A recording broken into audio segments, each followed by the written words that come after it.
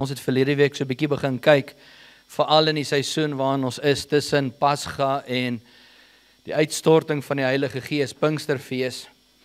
Wat het die disippels deurgegaan, maar ons sien ook dat daar 'n gebeurtenis was wat ook seer gemaak het. En dit was Judas se optrede. En hoe hy Jesus verraai het. En dat Judas het die geleentheid gehad, soos al die ander disippels, om saam met Jesus te wandel vir 3 jaar op hierdie aarde. 3 jaar voltyds, wil ek sê, Bybelskool gedoen. By die voete van die leermeester gesit. En net soos met al die ander disippels het Jesus by hom ook geïmpaard, dit wat hy moes doen. En dit waarvoor die Here hom geroep het. En dan sê die woord van die Here vir ons dat Judas het as 'n duiwel begin. Jesus gebruik daai woorde. Hy sê een van julle is 'n duiwel, van die 12 wie ek gekies het. Dan sien ons hy het saam met Jesus geloop, maar hy het ook geëindig as 'n duiwel. En die punt waar ons verlede week gekyk het, is dat Judas het sy hart verhard vir verandering. He rejected change. Judas wou nie verander nie. Sy manier, sy denke, sy wil, wat hy wil sien en wat hy wil hê, was vir hom meer belangrik as wat Jesus wou hê. En daarom kom hy op 'n plek waar sy hart so hard is, dat toe Jesus sê, ek gee myself vir jou as brood van die lewe, saam met van die ander volgelinge, toe sê hy, dis te hard. Jy kan die woord van die Here lees. Hy sê, Here, dis 'n harde woord hierdie. Jy sien, hy kyk in die vlees na om Jesus deelagtig te word, waar Christus sê, jy kan nie my vlees fisies eet nie, ek is die brood van die lewe. Ek het gekom om jou lewe en oorvloed te gee. En Judas, omdat sy hart verhard is, eindig soos wat hy begin het. En die waarskuwing wat die Here vandag vir u en vir my sê is, ja, God is die Alfa en die Omega. Ja, hy is die onveranderlike God, maar ons is nie God nie. En ons moet toelaat dat die Gees van die Here, deur die Here se woord, ons lei om aan te pas, om in te pas, saam met God se Gees. Dat ons tradisie en ons gewoonte en ons wil nie groter word as Jesus se wil nie, want dit kan veroorsaak dat ons nie kan verander nie. Jy sien, daar's 'n vloek baie keer wat groot mense, mag ek sê senior mense, oor hulle self spreek, want hulle sê, jy kan nie 'n hond nuwe triks leer nie, 'n ou hond nie. Het julle al daai spreekwoord gehoor? Ek sal nou maar so gemaak en so gelaat staan en ek sal so doodgaan. Nee, wanneer die Gees van die Here jou lewe vat, gaan dit nie oor ouderdom nie. Dan gaan dit, is ek teachable en gaan ek toelaat dat God se Gees my verander om in te pas by hom, nie by ander nie, by sy wil, sy koninkryk, sy woord. En dis die eerste les wat ons leer vanuit die lewe van Judas. Hy was nie teachable nie. Hy wou nie verander nie. En ek wil vanmôre aangaan en met u deel, en ek wil vra dat u saam met my sal blaai na die boek van Johannes. Johannes hoofstuk 12, en ons gaan lees vanaf vers 1, 'n volgende area wat ons leer in Judas se lewe. Onskatbare lesse, life-changing principles, wat ons as ons wil leer, kan leer en kan toepas by die voorbeeld van Judas. Nou ek wil net noem terwyl u blaai, onthou, God het nie Judas uitgekies om hom te verraai nie. Inteendeel, Jesus gee hom 'n kans, net soos al die ander, om 'n keuse te maak. En Judas kies dit. Die woord profeteer dit omdat God alwetend was, but that doesn't mean that Judas was predestined. Hy was vooraf beplan om God te verraai nie. Anderste was God nie genadig nie. Dan het hy nie vir Judas 'n fair kans gegee nie. Stem jy saam? So te midde van ons keuses, gee die Here ons nog steeds ons eie wil en ons eie keuse wat ons moet maak. Kom ons lees Johannes hoofstuk 12 vanaf vers 1. Ek wil hierdie gedeelte gebruik en hiervan uit hierdie gedeelte gaan ek so 'n bietjie met u gesels. En vers 1 sê, en Jesus het 6 dae voor die Pasga na Betanië gekom, waar Lazarus was, wat dood gewees het, en wat hy uit die dode opgewek het. Hulle het toe vir hom daar, dit is vir Jesus, 'n maaltyd berei. En Martha het bedien. En Lazarus was een van die wat saam met hom, dis Jesus, aan tafel was. So ons sien dat Jesus kom en hy gaan besoek sy vriend, Lazarus se huis. Jy weet dat Jesus het Lazarus uit die dood uit opgewek, nadat hy 4 dae lank dood was. Met ander woorde, geen mens, geen dokter kan sê dat Lazarus nie dood was nie. Daar was nie 'n 10 minute verskil voordat hy asem gehaal het nie. Dit was 4 dae in die graf. Inteendeel, hy het al begin ryk, sê die woord. Alright, so hy was dood. En Jesus kom en hy kom wek hom op uit die dood uit. Nou vers 3 sê, en Maria, sy saam met my Maria. Nou ons lees van 2 sissies hier, dis Martha en Maria. Martha is besig om te bedien. Kom ons lees daar, hy sê, en Maria het 'n pond egte, baie kosbare nardesalf geneem, en die voete van Jesus gesalf, en sy voete afgedroog met haar hare. En die huis is vervul met die reuk van die salf. Sê saam met my, die huis is vervul met die reuk van die salf. Onderstreep daai gedeelte. Vers 4. Toe sê een van die disippels, Judas Iskariot, die Judas waarna ons verwys, die seun van Simon, wat hom sou verraai, waarom is hierdie salf nie vir 300 pennings verkoop en die geld aan die armes gegee nie? Selfe huis, selfe atmosfeer van aanbidding. Maria kom en sy kom bedien Jesus.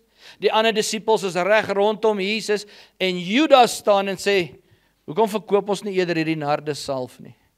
Nou nardesalf en nardesolie is dieselfde ding, want met olie word jy gesalf, dis 'n parfuum, dis 'n kosbare middel, duursaam gewees. En Judas sê, kom ons verkoop dit vir 300 pennings.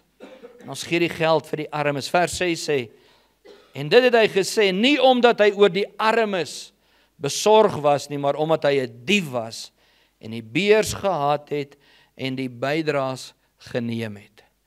Met ander woorde, hy was die treasurer, hy was die boekhouer, hy het die geld getel, en hy het gesê, kom ons verkoop hierdie goeders en maak geld daarmee, nie omdat hy bekommerd was, of 'n liefdadigheidshart gehad het vir die armes nie. Die Bybel sê, omdat hy 'n skelm was, omdat hy 'n dief was, en omdat hy homself uit die beurs uitgehelp het. Met ander woorde, hy het homself verryk met die fondse wat hy sou wou inkry. En onthou, daar was al reeds 'n beurs, so daar het fondse ingekom, maar hy het dit bestuur, maar hy het homself verryk. Kom ons lees verder, vers 7 sê, toe sê Jesus, laat Maria staan. Sy het dit bewaar vir die dag van my begrafnis. 'n Profetiese rede. Vers 8, want die arme het julle altyd by julle, maar my het julle nie altyd nie. Vanmôre wil ek met u gesels oor 'n tweede les wat ons uit die lewe van Judas kan leer. En dit wat ons by hom kan leer is, hoor baie mooi, Judas was nie bereid om sy alles vir Jesus te gee nie. Judas was nie bereid om sy totale menswees, sy alles vir Jesus te gee nie.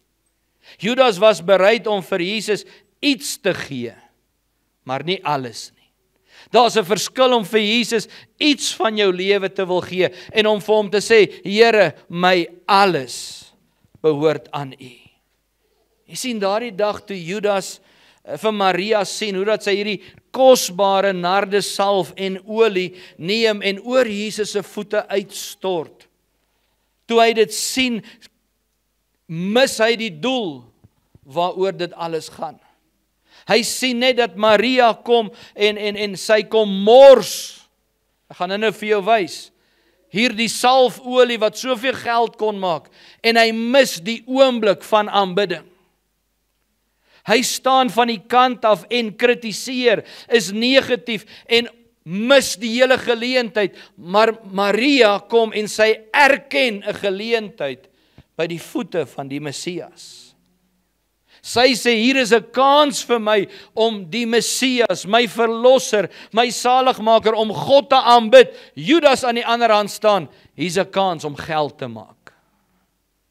Kan jy die verskil sien van Maria se hart en Judas se hart? Maria sê, my kosbaarste besitting, hierdie albaste fles met nardesolie, gaan ek alles vir Jesus gee. Jy sien, daardie dag het sy daai olie gevat en sy het dit gegiet. Sy het die beker, die albaste fles gebreek. Met ander woorde, sy het alles uitgegiet, nie net 'n paar druppeltjies uitgegooi nie. Nou wanneer ons gaan navorsing doen, dan sê dit vir ons dat 300 pennings in daardie dag was gelykstaande aan 'n jaar se salaris, 'n jaar se lone. Nou ek het so 'n bietjie gaan uitwerk om vir ons dit net te verstaan in die tyd en die uur waarin ons lewe vandag.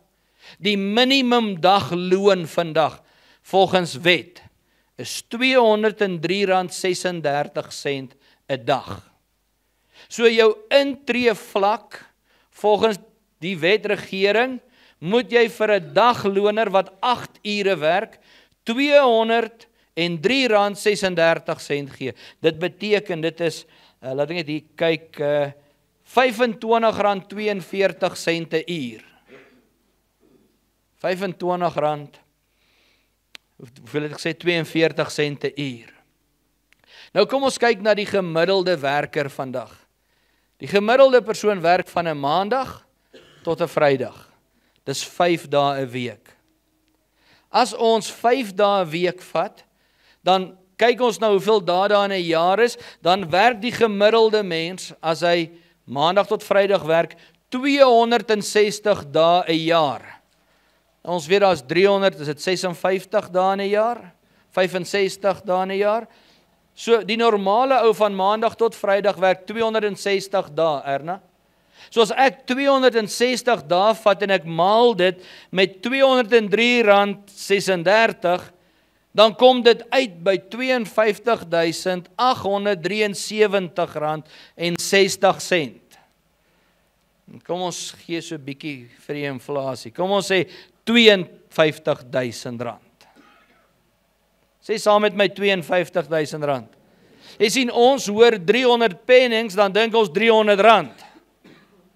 En die waarde wat dit daai tyd gehad het, gelykstaande min of meer met die tyd waarin ons nou lewe, Louis, R52.000.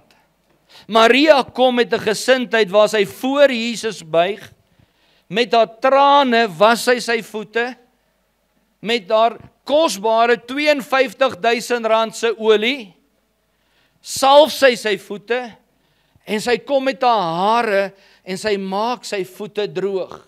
Vir my is hierdie 'n totale teken van totale oorgawe en aanbidding. Eerstens buig jy nie voor iemand wie jy nie erken is groter as jy nie. Daarom buig ek en jy nie voor 'n aardse mens nie. Geen nie om of hy 'n profeet is, 'n staatsminister of wie hy is nie, ons buig voor een God. God die Vader, God die Seun en God die Heilige Gees alleen. So wanneer jy buig, erken jy, I submit completely. So nie net kom buig sy nie, sy vat haar trane. Erna, wanneer jy huil, jou trane beteken iets. As 'n gedeelte wat die Here sê in sy woord, dat trane is vir hom so belangrik, dat hy vang jou trane op in 'n bakkie. Maria kom en sy breek haarself oop, die albaste fles. En sy giet haar alles, haar rykdom, haar lewe, haar besittings, alles by Jesus se voete neer. 'n oomblik van aanbidding. Die woord sê toe sy Jesus aanbid. Toe sy daai olie, daai salf uitgooi, toe's die hele huis gevul met die reuk van daai nardesalf. Het jy al nardesalf geruik? Dis een van die lekkerste reuke wat jy kan kry. Ek was bevoorreg om in Israel te wees en ek het nardesolie teruggebring en ek het daai nardesolie gebruik as parfuum, of wat noem jy dit vir die mans? Aftershave. want dit het 'n kosbare reuk gehad. Ongelukkig is dit nou klaar. Weet jy wat, die woord sê toe sy hom aanbid en haar alles by sy voete neerwerp. 'n oomblik van aanbidding, 'n oomblik van totale oorgawe, toe word die hele huis gevul met die geur. Met ander woorde, almal wat daar binne was, kon die reuk ruik. Kyk die krag van aanbidding. Weet jy, wanneer daar oneenheid is, wanneer daar twis is, wanneer daar haat is in huisgesinne, is die moontlikheid baie groot dat daar nie aanbidding plaasvind in daai huis nie.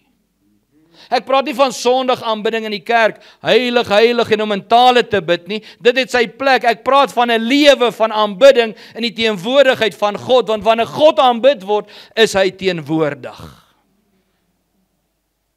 Weens watse rede ook al.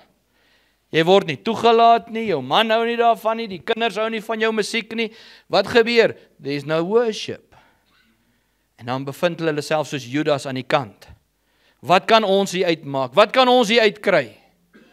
Wat se voordeel is daar vir my hier uit? In plaas van, there is a moment at the feet of the Messiah. 'n oomblik van aanbidding.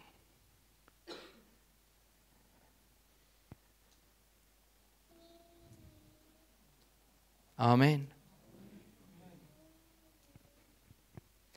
Wat doen Judas?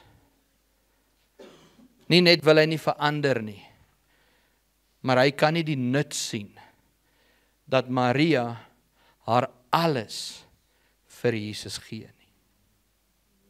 Hy kan nie sien, hoe kan sy hierdie kosbare ding vir Jesus gee en sê, Here, ek worry nie daaroor nie, dit is u sinne. Vir Maria was daardie geleentheid baie meer belangrik as hierdie R52,000 se parfuum. Dames, wie van julle het R52,000 se parfuum in jou kas? My boeties, wie van julle het R52,000 se parfuum? Miskien daai kastrololie wat jy in jou kar gooi, want hy so dors, in 'n jaar gebruik hy R52,000 se olie, ja. Sakkie moet nie afkyk nie. Jy sien, sy sê, my alles moet vir u gegee word. Maria se handeling spreek van totale oorgawe. Nie wat kan ek uit dit kry nie, wat kan ek gee? Maria het Jesus aanbid, haar trane gebruik, haar hare gebruik, haar salfolie gebruik, want hy was dit waardig. Sy sê, my alles op die altaar, my alles vir Jesus. Al kos dit dat ek met olierige hare moet wegstap. Nou met respek wil ek vir u 'n voorbeeld gee. Nou in daardie dae het hulle nie voertuie gehad waarmee hulle gery het nie. Daar was nie fietsse en motorfietsse nie. Hulle het met, ken julle daai Jesus plakkies? Dit lyk soos 'n sandal, ons noem dit mos Jesus plakkies. Geloop op grondpaaie. En daai selfe grondpad het die donkies opgeloop en die perde en die osse en die skape as hulle moes wei of na die weiveld gaan. En wat doen dit as 'n dier op 'n pad stap? Onmiddellik voel hy so 'n rustigheid oor hom kom, dat sy spiere ontsnap en dan hy wil ligsinnig wees, en ek wil vir jou die prentjie skep. Die mis val in die pad. Met ander woorde, ja, hulle het dit seker gedodge, maar ergens gaan jy miskyk aan trap jy in een van daai dorings. Met ander woorde, jou voete was vuil. Daar was stof op, daar was dalk modder op. Want hulle het met die voet geloop. Kom ons wees net prakties vanmôre. Daarom een van die redes hoekom hulle skoene uitgetrek het, wanneer hulle in die huis ingaan. Nie net omdat dit heilige grond was nie, maar omdat dit vuil is en daarom wil hulle nie in die heilige grond oploop nie. Wat doen Maria? Sy sê, maak nie saak hoe vuil daai voete is nie. Maak nie saak waar daai voete getrap het nie. Maak nie saak of daar mis of stof of wat aan daai voete is nie. Ek gaan my trane gebruik om sy voete te was. Praat van vernedering. Nee, praat van humility. Humbleness. Ek gaan my trane gebruik. Ek gaan my olie gebruik. Nou waar gaan al daai goed wat afgewas word? na haar hare toe, want sy het sy voete afgedroog met haar hare. Met ander woorde, ek gee nie om myself te verootmoedig. Ek gee nie om in 'n situasie te wees waar ander dan my sleg gaan dink nie. Ek sien 'n geleentheid van aanbidding by Jesus se voete. Wat doen Judas? Hy kan nie verstaan, hoe kan hierdie vrou, hierdie olie so verkoos nie? Hy praat van 'n verkoosting, 'n vermorsing. Hoe kan sy so baie waardevolle goeders op sy voete uitgiet? Hy mis die oomblik. Hoekom? Want hy was nie bereid om alles te gee nie. Jy sien, daar's 'n verskil tussen iemand wat bereid is om alles vir Jesus te gee en iemand wat net iets vir Jesus wil gee. Iemand wat iets vir Jesus gee, bereken die koste. Bereken die opoffering. Bereken die uitdaging of wat ook al gaan gebeur. Hoe mense na my gaan kyk as ek my hande moet opsteek en aanbid. Hoe gaan my budget meet? Here, ek kan nie uitgaan en vir iemand gaan bid nie. Wat gaan hulle van my dink? Met ander woorde, hy dink die hele tyd oor homself. Maar iemand wat alles gee, vergeet van hulle self en sê it's all about him. You can crucify me, julle kan my spot, julle kan my belag, julle kan my valslik aankla, ek gee nie om nie, dit gaan oor Jesus en Jesus alleen. Die verskil tussen alles en iets. Judas het nie niks gegee nie, hy het iets gegee. Hy het vir 3 jaar saam geloop. Hy het sy talent gegee om geld te tel. Hy het daai gawe gehad, dis hoekom Jesus hom die geleentheid gegee het, maar het ook gebruik vir selfverryking en nie vir God nie. Daar's baie wat hulle talente en gawes gebruik vir selfverryking en nie aanbidding tot God nie. Wat kan ek hier uitkry? Wat kan ek maak? 'n Man moet survive, 'n man moet provide, 'n man moet aangaan en dan verkoop jy jou gawe vir goedkoop uit, you are for sale. Waar Jesus sê jou alles vir my. Jou alles vir my. Daardie leuen wat sê, elke man het 'n prys. Elke ding het 'n prys. As dit by Jesus kom, it's priceless. Prysloos.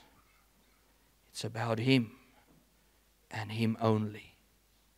Wat doen Judas? Hy wil homself verryk. Maria sien 'n geleentheid van aanbidding. Hy sien 'n geleentheid om geld te maak. Judas was nie ontsteld omdat Maria iets vir Jesus gee nie. Hy was ontsteld omdat sy alles gegee het. Daar's van julle wat hier sit vandag en ek weet dit, so ek profeteer dit nie. Dit wat jy vir die Here gee, pla die mense in jou huis. Dis 'n te duur prys. Hoe kan jy 2 keer 'n week kerk toe gaan? Hoe kan jy 3 keer 'n week kerk toe gaan? Hoe kan jy in die middel van die week kerk toe gaan? Hoe kan jy elke Sondag na die huis van die Here wil gaan? En dan kom jy net bietjie laat by die huis aan, dan's daai lippe 3 bar opgeblaas en daar's 'n atmosfeer en is ongemaklik want hulle verstaan nie, hoe kan jy in die huis van die Here wil uitkom nie? As jy in die huis sê, kom ons bid, dan is daar altyd teenkanting. Nee, bid jy maar. Jy bid vir ons. Maar ek wil vir jou sê, die prys om op te offer vir Jesus, kan deel van jou aanbidding vir hom wees. Die ander gaan dalk soos Judas staan en kyk. Sê, ek kan nie verstaan nie, hoekom wil jy 10de gee? Hoekom wil jy bid? Hoekom wil jy Bybelskool doen? Hoekom wil jy sel toe gaan? Hoekom wil jy jeug toe gaan? Hulle verstaan nie. Because they haven't really died to themselves. Jy sien, as jy Jesus aanvaar, Kyle, dan beteken dit ek sterf vir myself. Die doopwater is 'n getuienis waardeur ons gaan, wat julle nou die dag gedoen het. Dis 'n sterfte, maar dit sê nie hy brainwash jou en jy's onmiddellik volmaak nie. There's a process of growth as you grow closer to the Lord, soos wat jy heiligmaking nastreef. En in daai proses van heiligmaking nastreef, moet ek op die plek kom waar dit nie meer oor my gaan nie, maar oor hom. Dis wat ons doen wanneer ons doop. is 'n publieke getuienis, aankondiging, dat ek Jesus aanvaar het as verlosser en saligmaker, en ek lewe nie meer nie. Jy sien, Judas het nie daai ervaring gehad nie. Maria, wat nie 'n disipel was nie, het 'n geleentheid gehad, maar toe die geleentheid daar was, toe gebruik sy dit. Sien jy die verskil? Baie mense vandag, soos ek al reeds gesê het, sukkel met dit. Nou net soos wat hulle in Jesus se tyd moes lewe, moes werk, moes oorleef, is dit net so vir jou en my. 300 pennings was net so waardevol soos wat 52.000 rand vandag is. Ek weet nie wie van julle het daai geld sommer maar net om te gee nie. In ander woorde, dis 'n waardevolle besitting. Nou moenie worry nie, ons het klaar geld opgeneem. Hier is nie 'n offerande preek nie, dis 'n preek wat spreek tot jou hart. Dis alles of is niks.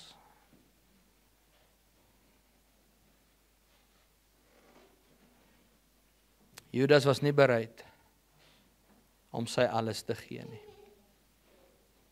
Gewoonlik wanneer iemand so 'n houding het, soos wat Judas gehad het, wanneer hulle so optree en so gesindheid het, die hartseer saak is, op die einde van die dag, dan verloor hulle in elk geval alles. Want hulle was nie bereid om dit te gee nie. God se seën rus nie daarop nie. Jy sien, jy kan 'n bietjie hê met God se seën op, wat jou gaan bless, en jy kan baie hê sonder sy seën, en dit gaan niks wees nie. Lees saam met my Matteus 10:37. Wat ek vir jou wys, hoekom sê ek so? Matteus 10:37 lees, hy sê, wie vader of moeder bo my liefhet, is my nie waardig nie. En wie seun en dogter bo my liefhet, is my nie waardig nie. Here, hoe kan u dit sê?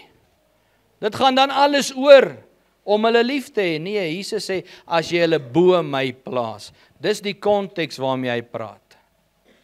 As hulle vir jou meer belangrik is, as wat God in jou lewe is. Dis waarvan hy praat. Vers 38 sê, en wie sy kruis nie neem, en agter my volg nie, is my nie waardig nie. So dis nie goed genoeg om net 'n Christen te wees nie. Dis nie goed genoeg om net soos Judas om Jesus te wees nie. Om saam met die ander disippels te loop nie. Nee, waar soek die Here jou? By sy voete. By 'n plek van oorgawe en aanbidding. Vers 39, wie sy lewe vind, sal dit verloor. Hy praat in die vlees, hy praat in die fisiese, hy sê, dit wat jy soek vir selfverryking, dit wat jy soek om jou te laat oorwin, oorleef, of om dit te maak in die lewe. Hy wat sy lewe vind, sal dit verloor. En wat sê hy daarso? En wie sy lewe verloor om my ontwil, om God se ontwil, om Jesus se ontwil, sal dit vind. Verstaan u hoekom sê ek, as jy 'n houding het waar jy sê, ek gaan nie alles gee nie, ek gaan net bietjie gee, of ek gaan net 50%, of ek gaan net 60%, die res kan jy verloor. Because it's not his. In die Ou Testament het hulle offers gebring van 10%. Die eerste vrug. Ons vier een van die feeste waar hy sê, Jesus is die eerstelingsgerfs. Weet jy daarvan? Hy is die eerste een wat gekom het. In ander woorde, daai 10%, daai eerste is klaar gegee. Nou wanneer ek en jy tot inkeer kom, is dit ons alles. So as mense met jou moan en sê, dis Ou Testamenties om vir God te gee, dan sê ek stem saam met jou, ek gee nie net 10 nie, my alles. My alles. En jy hoef jouself nie eens te regverdig nie. Because you at the feet of the cross. Amen. Amen. My alles vir u. My alles vir u. Jy sien, wanneer jy so beginne praat, dan gaan mense aanstoot vat. Want hulle kan nie verstaan nie. Hulle kan nie verstaan, hoe kan jy die vrede van God hê, wat alle verstand te bowe gaan, en jou alles by sy voete gee, ja, môre kom leen jy weer by my geld om brood te kan koop, nee, maar jy nou my alles vir die Here gegee. Jy sien, dit maak nie sin nie, maar wanneer ek my alles gee, dan weet ek ook, hy is my alles, En alles werk ten goeie mee vir die wat God lief het. Kom nou. Who's your provider? Is dit jouself? Is dit iemand anders se nardesolie of is dit God? Is ons baas ons voorsienaars? Nee, hy is net die werkgewer. God is die voorsienaar. Daar's 'n verskil. Amen. Jy sien Judas se gesindheid en sy uitkyk op die lewe maak dat hy op 'n plek kom waar hy nie bereid is om alles te gee nie. Selfs met Jesus se kruisiging het hy Jesus verkoop vir 30 sikkel silwer. Selfe hart. Sien julle dat sy hart nie verander het nie? Want selfs met Maria staan en soek hy geld. Met Jesus se offer wat hy bring, soek hy ook geld. Dit gaan oor geld. Dit gaan nie oor die Here nie. Dit gaan oor wat kan ek kry? Nie wat kan ek gee nie.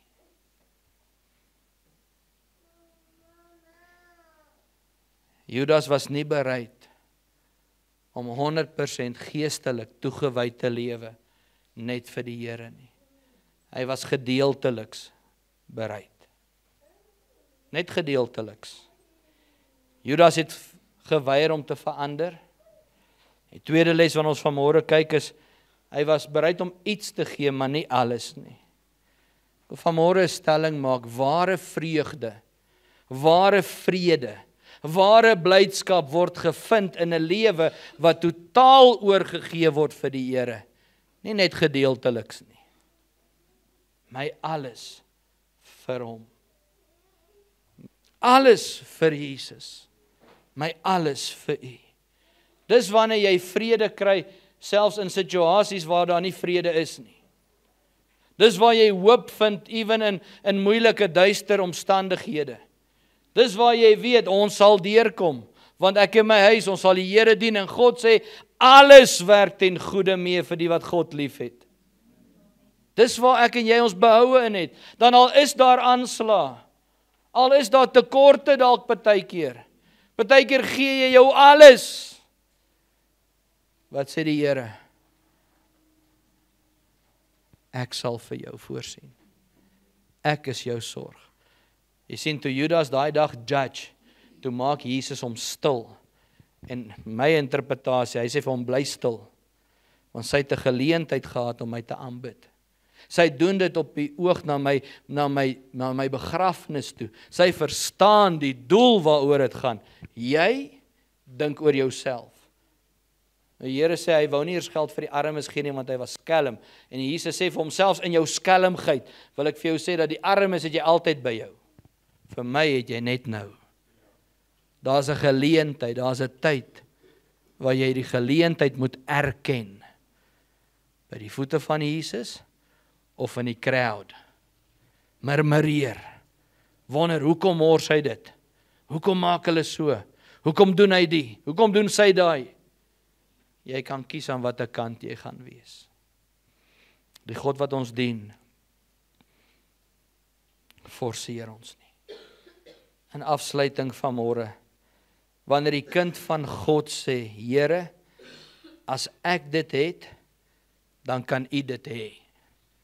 Is 'n lewe wat getuig van totale oorgawe.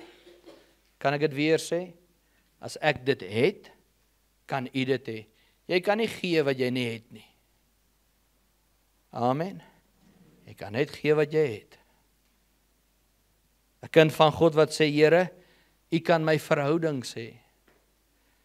My verhouding met my man, met my vrou, my verhouding met my kinders, my verhouding met my vriende, my verhouding met my medeboeties en sissies in die kerk, my alles vir U. Here, U kan my toekoms hê. As ek mag vra, en jy hoef nie nou dalk noodwendig jou hand op te steek nie, maar hoeveel van U is so goed gestel finansiëel, dat wanneer jy op aftrede gaan, hoef jy nooit weer te werk, nooit iets te doen, en nooit weer te woeker om te oorleef nie. Jou aftredepolis is goed genoeg, om jou te hou totdat jy doodgaan. Kan ek jou aansien as jy bereid is om vir ons te sê, ek het dit in plek? Hoekom? Want jy het klaar niks. Jesus besit klaar alles. Amen. En nie oor die niks, nie oor die alles. Jy sien, geen aftrede polis kan jou hou tot die dag wat jy doodgaan nie. Selfs al het jy 'n paar miljoen in die bank, kan dit oornag weggevat word. Jy kan alles verloor. Meeste van die mense vandag moet werk totdat hulle nie meer kan werk nie. En dan as hulle nie meer kan nie, dan moet hulle nog steeds aanhou. Hoor jy wat ek sê? So selfs wanneer ek op daai plek is in my lewe, moet ek bereid wees om sê, Here, my alles vir U. My alles vir U. Want niks van daai geldjies gaan jou help as God jou nie help nie. Here, my toekoms is in U hande. My toekoms is in U hande. Waarvoor lewe ek en jy vandag? Lewe ons om af te tree? Lewe jy vir jou paycheck? Want 'n man moet voorsien. Ja, ons moet. Maar wat is jou rede? Here, U kan my verstand hê. U kan my gedagtes hê. Ek gaan my gedagtes vernuwe om op U te fokus. Elke dag. U is in my denke. Here, U kan my liggaam hê.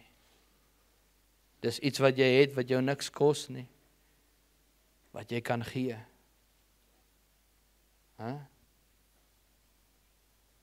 Hoe kan hierdie ouens so vroeg op 'n Sondag opstaan en ushers wees en vir mense parkering wys? En by die deur staan in hulle groep. Dis mos nie nodig nie. Hierdie kerk is so klein, jy het nie ushers nodig nie. Weet jy, dit gaan nie oor die getal nie.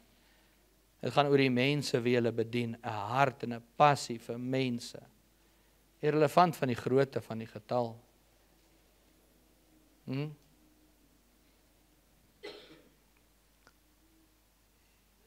Here, U kan alles hê wat ek is en wat ek het. Maar jy sien, as jy in jou eie mag gaan probeer woeker met wat jy het, gaan jy net hê wat jy het en dit gaan min raak. Maar wanneer jy woeker vir sy naam en jy doen dit vir hom en tot eer en verheerliking van die Here, en ek praat van opreg, nie net in lippetaal nie, dan sê God, sal ek vir jou sorg. Ek sal vir jou voorsien. Dan draai jou deur, keer op keer, maand na maand. In afsluiting, Markus 12:30 sê, jy moet die Here jou God lief hê. En ek hou van Markus se uitkyk. Hy sê hierso, uit jou hele hart, en uit jou hele siel, en uit jou hele verstand, en uit jou hele krag. Dit is die eerste gebod. Nie net met jou hart, met jou siel, met jou verstand. Hy sê, uit jou hele. Met ander woorde, alles. Alles. Romeine 12 vers 1 en 2, ken jy die gedeelte? Vers 2, ek wil vinnig quoteer, hy sê, en word nie aan hierdie wêreld gelykvormig nie, maar word verander deur die vernuwing van julle gemoed. Jou gemoed is jou mind. Sodat julle kan beproef wat die goeie en die welgevallige en die vermaakte wil van God is. Nou wil ek vers 1 lees na vers 2. Want dit is asof vers 1 nou vir my krag kry as ek verstaan. Ek moet my gedagtes vernuwe en dit vir God gee. Dan sê vers 1, ek vermaan julle dan broers by die ontferming van God, dat julle julle liggame stel as 'n lewende, 'n heilige en aan God welgevallige offer. Hy sê dit is julle redelike godsdiens. Nou kan ek sê, wanneer ek my gedagtes vernuwe, nie aan die wêreld gelykvormig is nie, my alles vir U. My gedagtes, my denke, my lewe, my alles. En 1 Petrus 4 vanaf vers 11. 1 Petrus 4 vers 11 sê, as iemand spreek, laat dit wees soos woorde van God. Nie uit jouself nie. Nie uit jouself nie. Om God te verheerlik. Ek dink in die week daaraan en ek moet afsluit, ekskuus, maar laat ek dit nog met julle deel. Ons loop en ploeg so baie met ons dinge van die verlede. Pastoor, ek het in die verlede so en so 'n kar gery. Ek onthou daai jare toe ek nog 'n groot huis gehad het. Ek onthou toe ek vir die president gewerk het en vir hom kos gemaak het. Dis alles in die verlede. Dis wat jy gedoen het. My vraag is, wat doen jy vandag? Dit help veel, jy 20 jaar terug 'n intercessor gewees in die kerk en vandag kan jy nie bid nie. Dit help veel, jy getuig van gister se openbaring, gister se ou brood, maar jy het nie vars manna vandag nie. Gister se manna beteken niks. Dit gaan jou doodmaak. Weet jy wanneer praat mense van gister? Wanneer hulle nie vandag iets doen nie. Wanneer jy wil brag en jouself wil na vore bring oor wat ek gister gedoen het, is omdat jy vandag niks doen nie.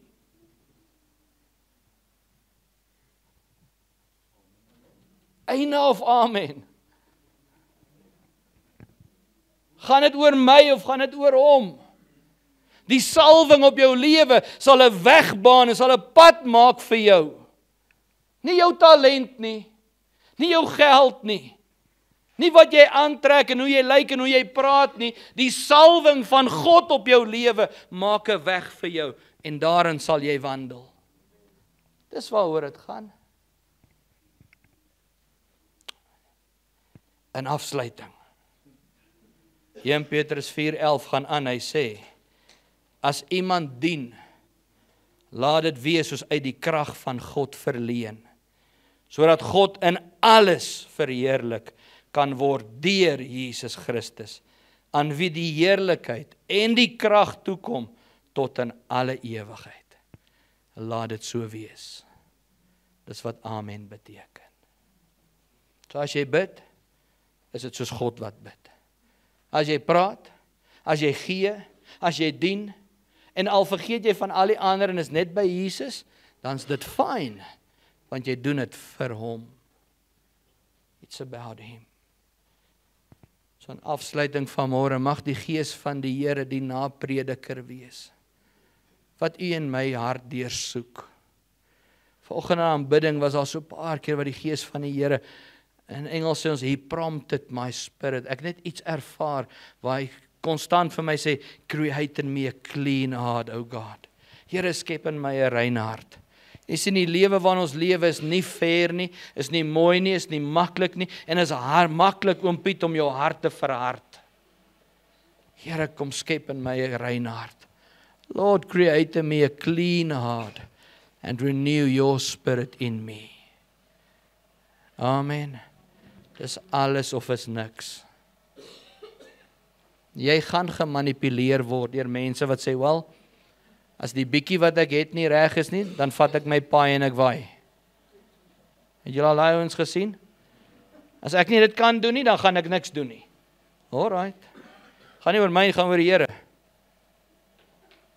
Jare terug het ons nou gat ek weer aan, in die gemeente 'n besigheidsman gehad, wat regtig baie finansies gehad het. En hy het regtig die gemeente baie gebless op daai stadium. En sy skoondogter praat met iemand, en ek loop verby, en ek hoor, en sy sê vir die persoon, my skoonpa hou hierdie kerk aan die gang. As hy eendag moet weggaan, sal hierdie kerk nie oorleef nie.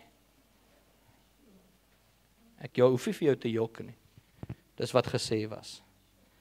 'n jaar daarna is daar skoonpa en die hele familie uit die kerk uit.